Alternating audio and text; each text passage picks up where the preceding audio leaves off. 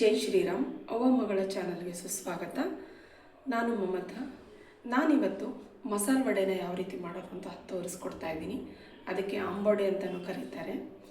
ಕಡಲೆಬೇಳೆ ಮತ್ತು ಸಬ್ಬಸಿಗೆ ಸೊಪ್ಪನ್ನು ಬಳಸ್ಕೊಂಡು ವಡೆ ಮಾಡ್ತಾ ಇದ್ದೀನಿ. ಬನ್ನಿ ಅದಕ್ಕೆ ಏನೆಲ್ಲ ಸಾಮಗ್ರಿಗಳು ಬೇಕು ಅಂತ ಒಂದ್ಸರಿ ನೋಡ್ಕೊಂಬರೋಣ. ನಾನು ಒಂದು 1/4 kg ಕಡಲೆಬೇಳೆಯನ್ನು ಹಾಗೆ 1 ಟೀ ಸ್ಪೂನಷ್ಟು ಉದ್ದಿನಬೇಳೆನ 3 hour ನೆನೆಯೋಕ್ಕಿಟ್ಟಿದ್ದೆ. ಉದ್ದಿನಬೇಳೆ ಅನ್ನೋದು ಹಾಕಿದರೆ ಟೇಸ್ಟ್ ತುಂಬ ಚೆನ್ನಾಗಿ ಬರುತ್ತೆ, ವಡೆನೂ ತುಂಬ ಚೆನ್ನಾಗಿ ಬರುತ್ತೆ. ಹಾಗಾಗಿ 1 ಟೀ ಸ್ಪೂನಷ್ಟು 1/4 kg ಕಡಲೆಬೇಳೆಗೆ 1 ಟೀ ಸ್ಪೂನಷ್ಟು ಉದ್ದಿನಬೇಳೆನ ಸೇರಿಸಿದ್ದೀನಿ. ನೀವು ಬೇಕಿದ್ರೆ ಹಾಕ್ಕೊಳ್ಳಿ, ಇಲ್ಲಾಂದರೆ ಸ್ಕಿಪ್ ಮಾಡಿ. ಹಾಗೆ 1 ಬೌಲ್ ತೊಳೆದು ಹೆಚ್ಚಿಟ್ಕೊಂಡಿರ್ತಕ್ಕಂಥ ಸಬ್ಬಸಿಗೆ ಸೊಪ್ಪು, 1 ಮೀಡಿಯಮ್ ಸೈಜಿನ ಈರುಳ್ಳಿನ ಕಟ್ ಮಾಡಿ ಇಟ್ಕೊಂಡಿದ್ದೀನಿ, ಕೊತ್ತಂಬರಿ ಸೊಪ್ಪು, ಜೀರಿಗೆ, ಖಾರಕ್ಕೆ ಅನುಗುಣವಾಗಿ ಹಸಿರು ಮೆಣಸಿನ್ಕಾಯಿ, ಸ್ವಲ್ಪ ಶುಂಠಿ, ಬೆಳ್ಳುಳ್ಳಿ 1-2 ಗೆಡ್ಡೆ, ಉಪ್ಪು, ಅರಿಶಿನ. ಇವಾಗ ರುಬ್ಕೊಂಬರೋಣ.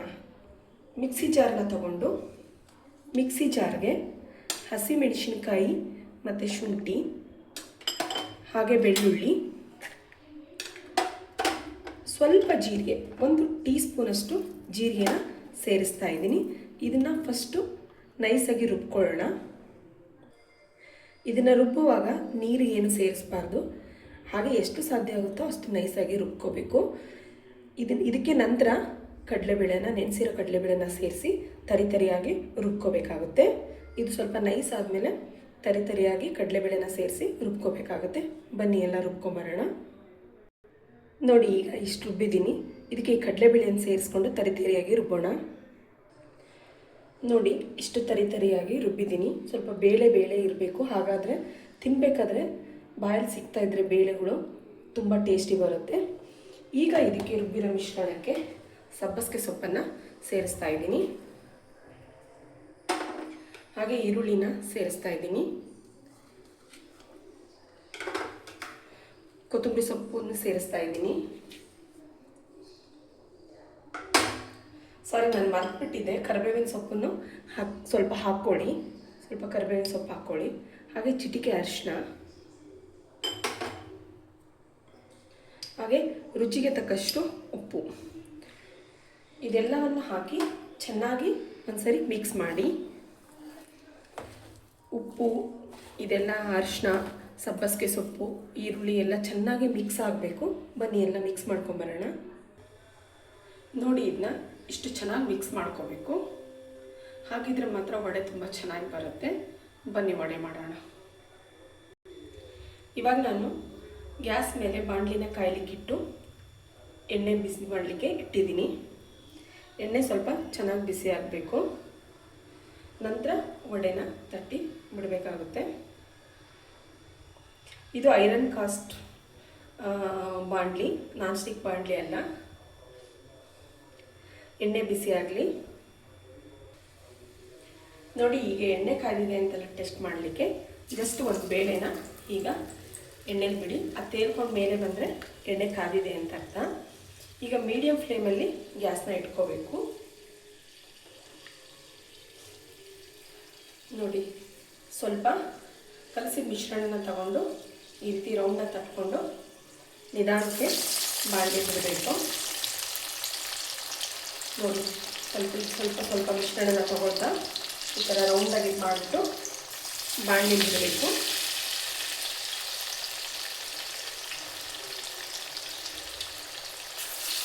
ಇದು ಮೀಡಿಯಮ್ ಫ್ಲೇಮಲ್ಲೇ ಬೇಯಬೇಕಾಗುತ್ತೆ. ಉರಿನ ಜೋರಾಗಿ ಇಟ್ಕೊಂಡ್ರೆ ಮೇಲ್ಗಡೆ ಬೆಂದಿರುತ್ತೆ, ಮಧ್ಯದಲ್ಲಿ ಹಾಗೆ ಹಸಿ ಇರುತ್ತೆ. ಹಾಗಾಗಿ ಮೀಡಿಯಮ್ ಫ್ಲೇಮಲ್ಲಿ ಫುಲ್ ಕಲರ್ ಚೇಂಜ್ ಆಗೋವರೆಗೂ ಬೇಯಿಸ್ಕೋಬೇಕಾಗುತ್ತೆ. ನೋಡಿ, ಈ ರೀತಿ ತಟ್ಕೋಬೇಕು.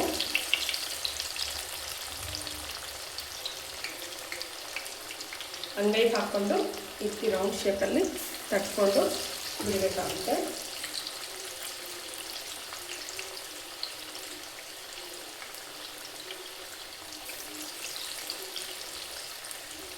ನೋಡಿ, ಇದನ್ನು ಮುಗುಚ್ ಹಾಕಬೇಕು. ಸ್ವಲ್ಪ ಹೊತ್ತು ಫ್ರೈ ಆದಮೇಲೆ ಇನ್ನೊಂದು ಸೈಡ್ ಮುಗುಚ್ ಹಾಕಬೇಕಾಗುತ್ತೆ. ಸಡನ್ಲಿ ಮುಗುಚ್ ಹಾಕ್ಬಿಟ್ರೆ ಏನಾಗುತ್ತೆ ಅಂದರೆ ವಡೆ ಬಿಟ್ಕೊಂಡ್ಬಿಡುತ್ತೆ. ಸ್ವಲ್ಪ ಹೊತ್ತು ಎಣ್ಣೆಲಿ ಬೆಂದ ನಂತರ ಮುಗುಚ್ ಹಾಕೋಬೇಕಾಗುತ್ತೆ.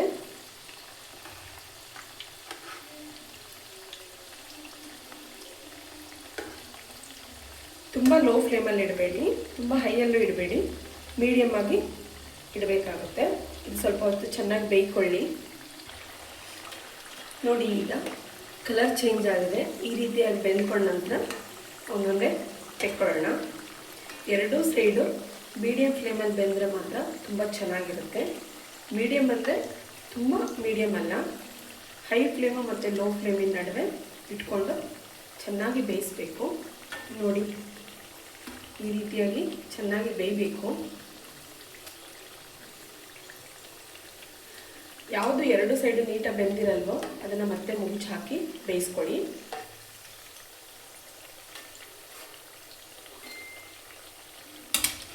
ಇದೇ ರೀತಿ ಮತ್ತೆ ಇನ್ನೊಂದು ಬ್ಯಾಚ್ನ ಮಾಡ್ತಾ ಇದ್ದೀನಿ.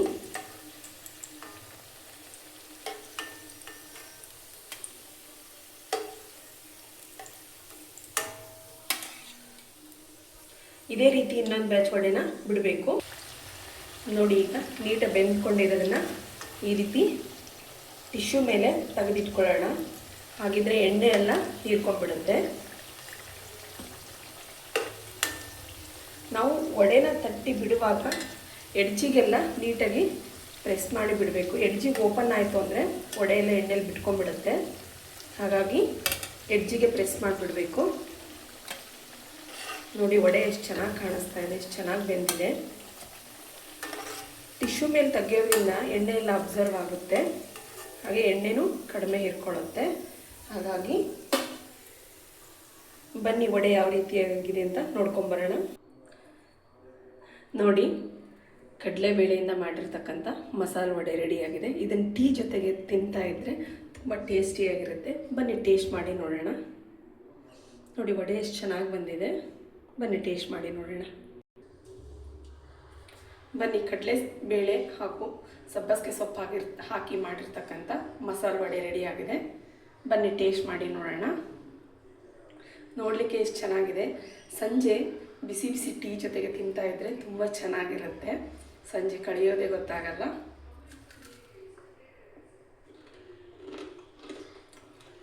ನಿಮಗೆ ಸೌಂಡ್ ಕೇಳಿಸ್ತಾ ಇರ್ಬೋದು. ತುಂಬ ಕ್ರಿಸ್ಪಿಯಾಗಿದೆ, ತುಂಬ ಟೇಸ್ಟಿಯಾಗಿದೆ. ನೀವು ಕೂಡ ಮನೇಲಿ ಟ್ರೈ ಮಾಡಿ.